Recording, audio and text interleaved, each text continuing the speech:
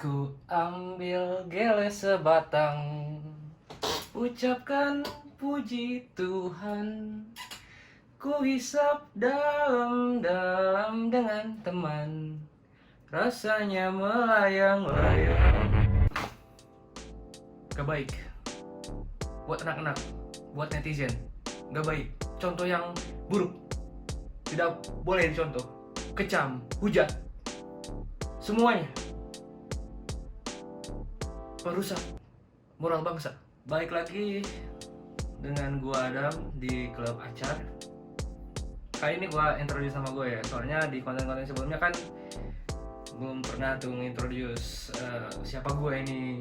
Dan di video sebelumnya juga kan mulai mulai ke trigger gitu untuk ngasih tahu siapa gue gitu kan. Gak lucu juga tiba-tiba halo guys langsung aja terobos konten gitu kan. Oke, kali ini gue mau bahas tentang sesuatu yang berwarna hijau. Apa tuh hijau? Duit? Bukan. Apa yang hijau-hijau ya? Pokoknya sesuatu yang berawal dari huruf G. Gurita? Enggak, bukan. Gue mau bahas tentang ganja.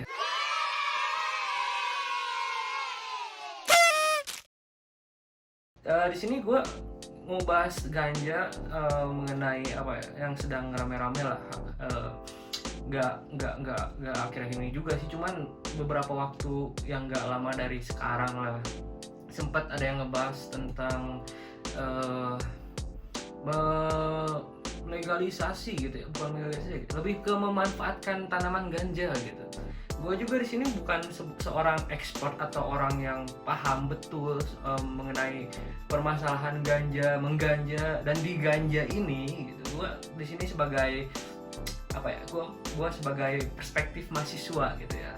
Jadi di sini gue bukan mengkampanyekan untuk melegalisasi ganja seutuhnya gitu. Gue setuju dengan argumen dari seseorang yang bernama One hour later. Dari seseorang yang bernama Dira Narayana ya. Beliau adalah orang ketua dari sebuah lembaga istilahnya atau organisasi yang bernama LGN, yaitu Lingkar Ganja Nasional.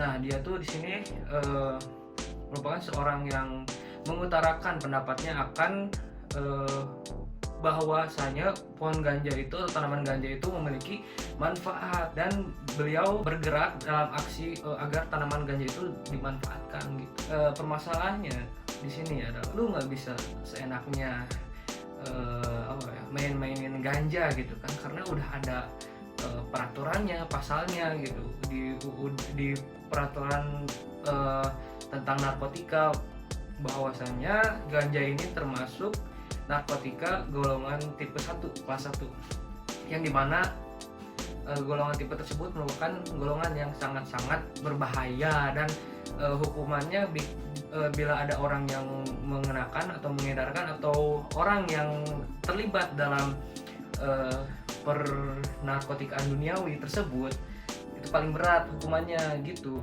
Gak sembarang orang dan gak semudah itu untuk orang dapat meneliti ganja ini. Masih belum ada penelitiannya bahwa ganja itu dapat menjadi sebuah obat medis gitu untuk beberapa penyakit, karena masih sangat sulit akses menuju tanaman tersebut. Kan sangat-sangat ketat ini, kayak BNN itu kan sangat-sangat mengawasi dengan ketat kan, jadi nggak bisa seenaknya. Gue juga lihat beberapa video lah tentang diskusi tentang melegalkan ganja tersebut untuk beberapa kepentingan, yaitu contohnya kepentingan medis gitu. Si Dira Narayana ini udah sempat ingin melakukan penelitian gitu. Dia datang ke Aceh, terus dia ingin melakukan penelitian mengenai khasiat dari pohon ganja ini. Dari pihak lembaga kemedisannya, mereka bilang katanya harus dapetin izin dulu dari BNN. Nah, coba untuk mengunjungi atau kontak dengan BNN tersebut, cuman ya hasilnya ditolak gitu kan. Kayak ini masih ketat kan, bacaan dari undang-undangnya itu bab 3 pasal 7 nih bunyinya, narkotika hanya dapat digunakan untuk kepentingan pelayanan kesehatan dan atau pengembangan ilmu pengetahuan dan teknologi. Di pasal 8-nya yang pertama yaitu narkotika golongan 1 yang dimana ada ganja di dalamnya nih dilarang digunakan untuk kepentingan pelayanan kesehatan. Yang nomor 2-nya dalam jumlah terbatas, narkotika golongan 1 hanya dapat digunakan untuk kepentingan pengembangan ilmu pengetahuan dan teknologi dan untuk reagensia diagnostik serta reagensia laboratorium setelah mendapatkan persetujuan Menteri atas rekomendasi Kepala Badan Pengawas Obat dan Makanan. Nah, jadi hanya dapat digunakan untuk penelitian saja gitu di undang-undang. Sementara kita udah tahu beberapa kasus atau informasi tentang adanya seorang suami yang bernama Bapak Fidelis.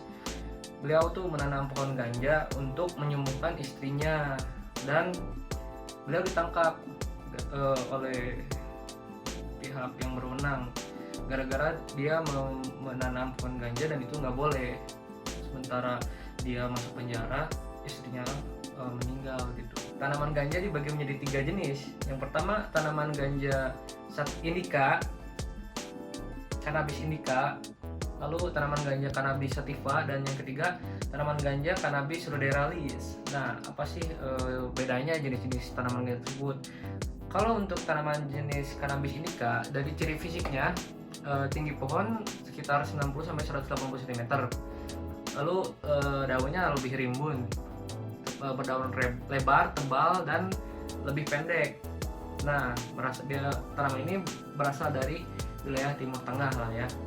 Lalu dalam kandungannya, tanaman ini memiliki kandungan CBD lebih tinggi dibandingkan THC. Nah, apa sih THC CBD itu? Jadi THC itu adalah zat yang dikandung oleh tanaman ganja yang bersifat psikoaktif gitu, yang bikin halu.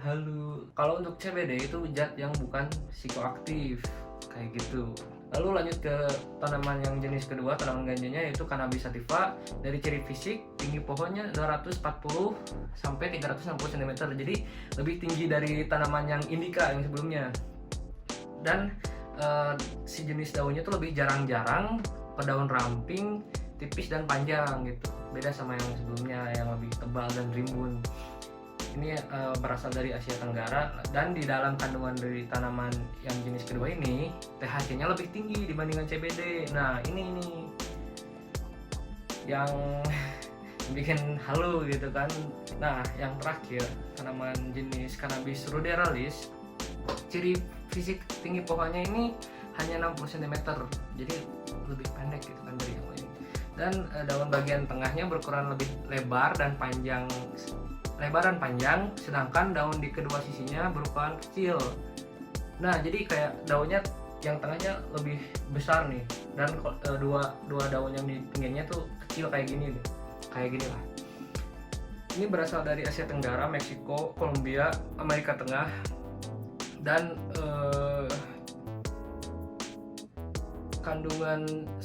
di dalam kandungannya di tanaman ini CBD-nya lebih tinggi daripada THC, jadi nggak bikin fly amat lah.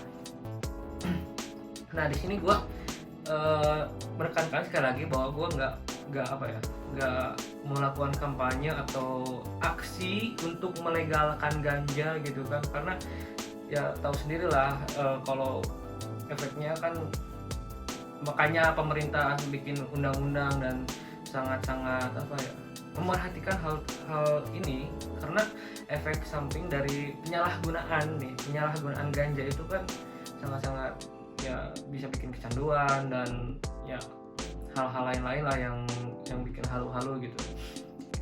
Gimana ya, gue setuju aja gitu sama pendapat Dilan Ariana dalam aksi untuk memanfaatkan tanaman ganja ini, karena dari pemanfaatan tanaman ganja ini membantu ekonomi negara ini juga. Kalau bisa dijadikan komoditas atau barang-barang yang untuk diekspor gitu kan, itu kan bisa nambahin pemasukan negara gitu kan. Kalau misalnya ini bisa dimanfaatin, kenapa enggak gitu kan, nambah juga penghasilan gitu kan. Di luar sana juga udah banyak produk-produk yang menggunakan ganja, yang salah satu contohnya yaitu adalah CBD oil. Jadi sebuah minyak gitu untuk penenang, buat pembantu tidur juga, dan itu harganya sebotol gini itu kisaran 2 jutaan lah, segituan lah, pokoknya itu mahal banget kan, segini doang gitu. Dan itu hanya terbuat dari beberapa gram dari ganja itu, dan harganya segitu gitu. Sementara di Indonesia kasusnya kan tanaman ganja dan ladang-ladang ganja lainnya kan dibakar, bumi hanguskan gitu kan, sekampung pada giting lah. Entahlah kan, ya siapa tahu yang dibakarnya yang tidak mengandung THC, zat THC yang bikin psikoaktif kan. Dan itu bisa dibilang ya, itu kan kalau itu kan bertonton ini ya dibakar gitu, kalau itu dijadikan ekspor untuk dikirim keluar dan dijadikan pemasukan ke Indonesia, itu kan lumayan banget kan, kayak untuk nutupin utang negara lah, atau mensejahterakan masyarakat, dibagikan ke daerah-daerah gitu kan, si itunya pemerataan lah, pembangunan gitu, itu bisa jadiin manfaat gitu kan. Why not gitu. Cuman ya balik lagi, gue di sini cuma berpendapat segitu aja gitu kan. Selain ganja banyak sih barang-barang lain yang udah ya dijual komersil, cuman disalahgunakan. Itu balik lagi ke mindset orang-orangnya, cara pendidikan dan sosialisasi akan zat-zat yang mengandung psikoaktif, gimana efeknya atau dampaknya, itu kan di situ permasalahannya kan. Ya misal diambil contoh kayak lem Aibon, tahu kan lem Aibon yang kaleng ini kan banyak orang-orang nih, orang-orang yang menggunakan itu sebagai zat psikoaktif gitu kan, kayak fly dibuka. Bukan hanya, kenapa itu nggak lem Aibon sekalian aja gitu jadiin masuk ke undang-undang gitu. Kenapa tanaman ganja yang disinyalir nih ya, banyak rumor juga dapat menyembuhkan, jadikan obat medis gitu kan. Maksudnya hal yang harus diperhatikan ini ya di masalah pensosialisasiannya gitu, akan bahayanya zat psikoaktif gitu kan. Apapun bisa disalahgunakan gitu kan. Nah, gue cuma pengen ngutarain opini gue aja gitu kan, masalah melegalisasi untuk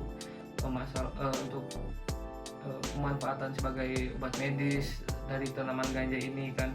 Gue setuju, karena ya kalau misalnya bisa dimanfaatin, kenapa enggak gitu kan, demi kebaikan masyarakat juga toh. Dan gue juga ngasih gambaran lah, big picture-nya gitu kan, bahwa saat ini nih ada orang-orang yang udah melakukan pergerakan atau kampanye akan pemanfaatan tanaman ganja ini kepada kalian. Gua kasih tahu aja gitu kan, siapa tahu ada yang belum tahu gitu ya. Ada Dirana Rayana, dia udah sangat berjuang gitu lah dengan lembaga Lingkar Ganja Nasional, lembaganya gitu. Dan gue juga ngasih tahu juga kayak gini, kenapa supaya kalian bisa siap gitu kalau misalnya nanti siapa tahu nih ya pemerintah tiba-tiba ngelegalin ini untuk masalah medis gitu. Jadi kalian nggak shock juga kayak apaan sih anjing gitu, ini kan haram, nggak boleh gitu kan. Tapi ada perjalanan sebelumnya gitu. Oke, mungkin cukup sekian aja ya video ini. Fuck. Minum dulu.